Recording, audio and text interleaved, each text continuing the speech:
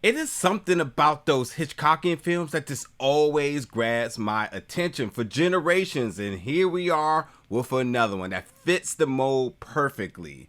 Let's jump into the review of the new film, Windfall.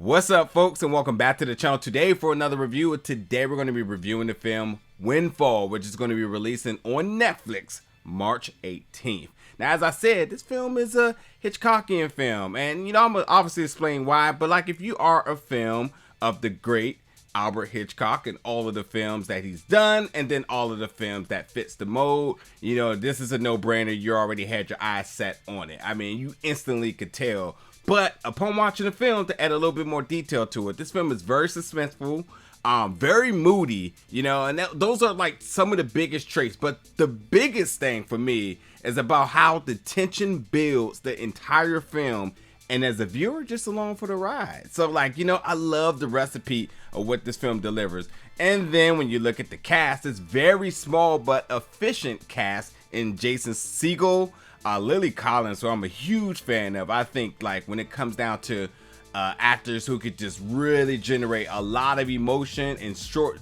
bursts and can fluctuate. I mean, she's really, really good. And then and two other people, Jesse Plemons and Omar Leva. So four people are in this film, and they really, really all bring something special to this film. Now, Jason Segel's character, Nobody, he's just a nobody who really wants to get a taste of that rich life. So he decides to rob a tech CEO's house, but it really didn't go as planned. Because it was just his his empty vacation home. He already scouted it out. There's really no risk here until the fact that they return home, which in this case, the wife and the CEO, they return back to realize oh shoot, somebody's in our house here. So with that being said, now they are basically, it went from a home invasion to a armed robbery. And it went from, it's simply as saying, look, here is $5,000, roll out. And then he rolls out and then eventually notices that he may have been a scene on their surveillance camera. So he returns back and everything ups the ante now. The money, how long they're together. I mean, it went from $5K to $500K, and it went from a short robbery that may have lasted 1 hour to now them spending upwards of 36 hours. And the reason is because when you're requesting $500K, that's something that can just happen like that. So it was going to take 24 hours for that money to be delivered, thus leaving the three of them all together in the time being. Now with this time now, this is a really strange, dynamic here for them, but for the viewers, it's interesting because now you're getting these moments where it almost turns into therapy. There's boring times within the film because it's really dialogue heavy, but essentially it's like cross-profiling, a lot of therapy going on here, a lot of self-discovery. And then when you think about the dynamics, you have the rich guy versus the robber, you have the wife versus the husband, and then you obviously kind of got the nobody, the robber, kind of playing the middle here between the wife and the husband in terms of the issues that they have had that they really never seem to have dealt with and whatnot. So you got a lot of different things kind of going on all at the same time. And if that wasn't enough, then their gardener shows up, and that obviously ups the ante because they had this plan of saying, look, we're just going to coast out these X amount of many hours until the money here, and then I'm gone.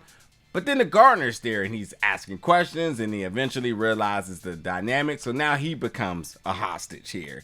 So with that being said, it's really these characters. I mean, and this film is really character driven, dialogue heavy.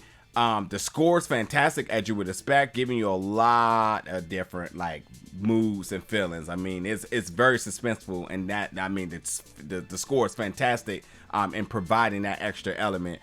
There is a little bit of social commentary coming from the CEO here, the billionaire CEO, the tech billionaire CEO, about white men in America, rich white men in America, and yeah, his whole stance about that, and it's it's laughable, but hey, it exists in the film. And beyond that, there is, surprisingly enough, a WTF moment in this film that I really didn't see coming. It was really kind of jaw-dropping. I was like, wow. And in terms of the cinematography, I thought it was very solid and very consistent, but towards the third act, I thought they really upped the ante. I thought some of these lower light shots were really beautiful, and just added to all of the elements here. So, you know, with these type of films, you know, you're not getting a big resolve. Again, it's really just you watching actors do what they do best, and as the viewers, you're just kind of along for the ride. You know, and with that, like I said, there's a lot of mood, there's a lot of suspense in it, and tension, and you're just back observing it. You know, you're like the fifth member of this robbery here, of this hostage situation, and you're just kind of back with your tea, kind of like, oh yeah, this is getting messy, and indeed it does. So but yes, if this sounds like a film that you like, totally check it out, Windfall. But will say, if it doesn't sound like a film you like, it does have boring points, and it's not even a long film. But you know, if you're looking for like more of the action happening, I mean, and yes, there's a crime obviously, but if you're looking for like more or less like a little bit of eventful moments within it, you're not getting too much.